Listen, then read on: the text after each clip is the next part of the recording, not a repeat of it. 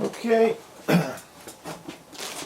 I'm making a, let me see if this is on. Yeah. Okay, this is the old dash from the boat that I'm working on. And it was sitting on a piece of half-inch plywood. And this is just basically a piece of formica, very bad shape, and it looked ugly as hell. So I decided to work on this kind of late in the year. And I went and bought an acrylic plastic, and I cut it to shape, a little bit different than this one. The idea is that the radar mount, where the radar goes, was on the side, on this side of the dash away. I decided that I wanted the dash right in front of it. That's why I cut this plate that's going to go in the location where the let me see, there. So and I also cut a little slanted underplate so I can raise it to the height that I want. I didn't want it flat because the big gauges are going to be in this hole here, and I have to do some modifications so I can fit them, because there is a shield that goes on the back and it's right up against this. So now for it to fit, I had to do this cutting that to bring the gauges down, and I also have to cut the fiberglass sitting underneath so I can have room for the gauges that go on the bottom not to butt up against the fiberglass. So when I drill the holes, I had this already attached to the dash area, and then I drill the holes on the spot, and when I did, it went through the fiberglass, so the fiberglass is already has the cutout. Now when I finished doing the plate, I noticed that being that it's a thin 3/16 of an inch, no, I'm sorry, this is a quarter over an inch, and I said, you know, it might be a little bit on the thin side. If well, the boat is moving in rough water, if I lean or if my hand falls on the dash to grab onto something, sometimes you lose your footing and you put your hand down. If I press on this, I'm pretty sure I could break it, crack it. So to prevent that, I went and got a piece of plywood, which is the strongest material you can get because of the different bindings, different layers.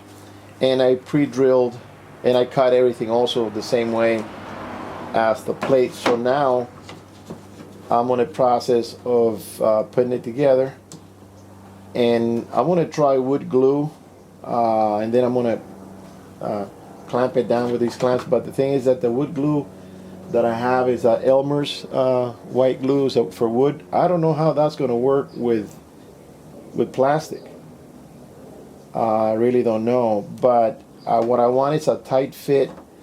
And maybe if there's I think it'll grab. I'm just not knowing what's going to happen with the weather changes and the wood. It's going to start moving around. If that's going to pop and separate the plastic from the wood. So I might have to drill some additional holes and just drive some screws through it and grab the wood underneath and keep it tight. That's what I'm doing here. But here the screws are exactly the same size as the holes on the wood, on the plywood. Well, actually I haven't drilled them there, but once they go through there, it's going to tighten up and then grab onto the fiberglass.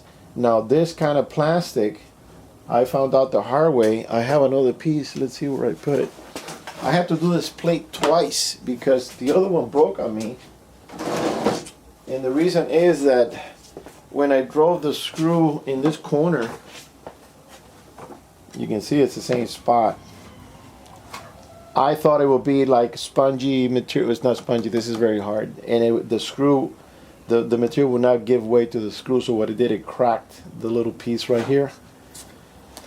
So I ended up on buying another piece. This is not expensive, it's about 13 bucks, but the thing is that the amount of work that I put into it, you know, I had to do it all over again.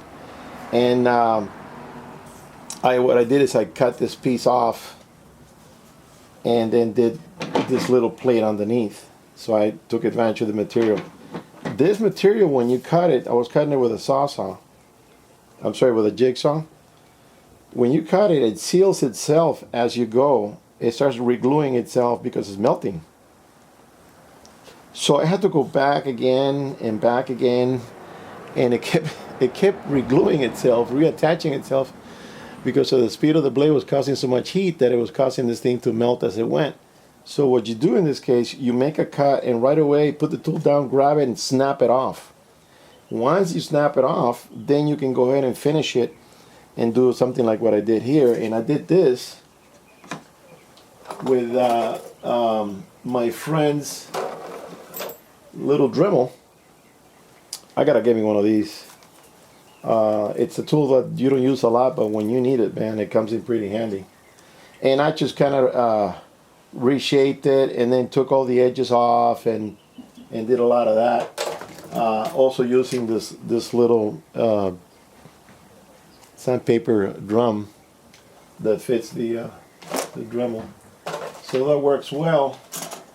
So that's step number, I don't know, 5. Because now I gotta glue it, and then tomorrow I gotta get down there before this big rain comes. Today is Tuesday, so I don't know. Maybe it's early enough. No, too late to go down there. It's about a 40-minute drive. So I'm gonna glue it, make sure it's tight, and then go down there and place it. And then I have all the gauges removed. And being that I have 2 engines, everything is redundant. I got 2 of everything. So 2 RPM gauges, temperature gauges, oil gauge, oil here, and this is, I believe, battery. And then the fuel gauge, no, wait a minute. The fuel gauges are below. So I got 2 more gauges, but I'm not incorporating that into this here. Now this top hole is, like I said before, is from the mount on this thing, the tripod for the I just gotta go straight with the wood. Hang on a second. Yeah, the holes are done, not in the back. Okay, so now I have another additional fitting or refitting to do, being that now since I added this wood on the bottom, it's going to raise the dash, and what's going to happen, this piece here is not going to go under the shield, the windshield. So now I'm going to have to unscrew the 4 let's say 1, 2, 3, I think there's 6 or 4, can't remember now, brackets, and raise the shield, re-drill 2 holes.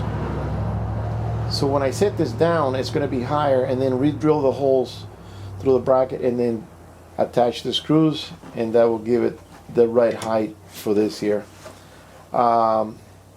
It's a labor of love. If you do this for a living, you're going to starve.